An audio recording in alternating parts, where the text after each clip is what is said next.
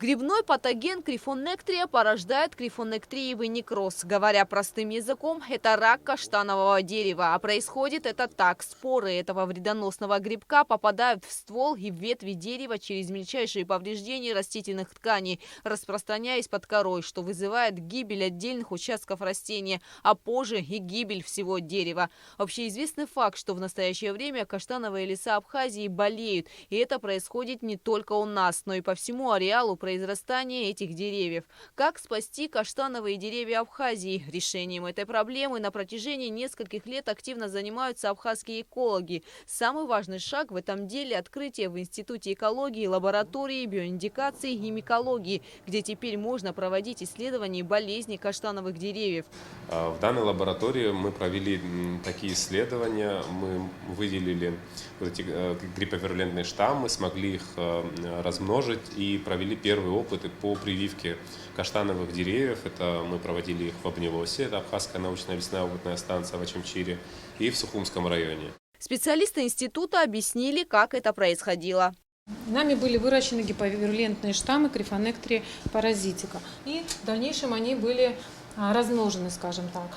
Затем мы из них готовили пасту. Этой пастой мы, соответственно, замазывали пораженные участки коры каштана, высверливались отверстия, туда, замазывалась паста, и затем это все закрывалось корой. Говоря простым языком, для каштановых деревьев была создана вакцина, которую им привили. Результаты этих работ экологи ожидают увидеть весной. Создание лаборатории стало возможным благодаря активной работе специалистов Института экологии Абхазии при поддержке Европейского Союза, а также продовольственной и сельскохозяйственной организации ООН. В вопросе спасения каштановых деревьев был изучен и опыт борьбы других стран с вредителем. Материалы были отправлены специалистам в Швейцарию. Наши коллеги из Федерального института леса Швейцарии изучили этот материал и обнаружили гиповирулентные штаммы крифонектрии, выслали нам, и нам удалось на протяжении последних 2 месяцев работать над этим. И эти гиповирулентные штаммы были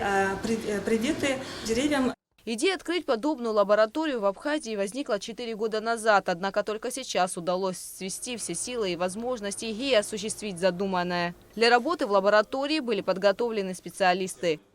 Благодаря также поддержке ФАО, а также коллег из научно-исследовательского института карантина растений в Москве, мы получили возможность подготовки наших специалистов, которые обучились методикам. И таким образом надо еще отметить, что все сотрудники лаборатории являются выпускниками Абхазского государственного университета. Тема сохранения каштановых лесов в Абхазии стоит остро. Этим вопросом активно занимаются и в Абхазском государственном музее. Большое внимание изучению этой проблемы уделяет заведующая отделом естественной истории музея Таисия Алания. В этом году каштановым деревьям была посвящена выставка, где были представлены блюда из каштана и каштановые изделия ручной работы.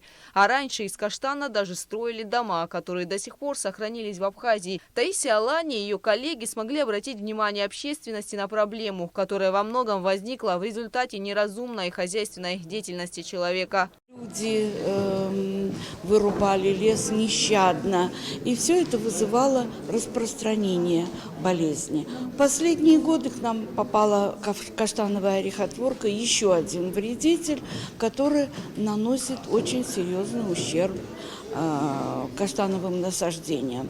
Ситуация действительно серьезная. Сейчас Институт экологии занимается очень серьезно этой проблемой.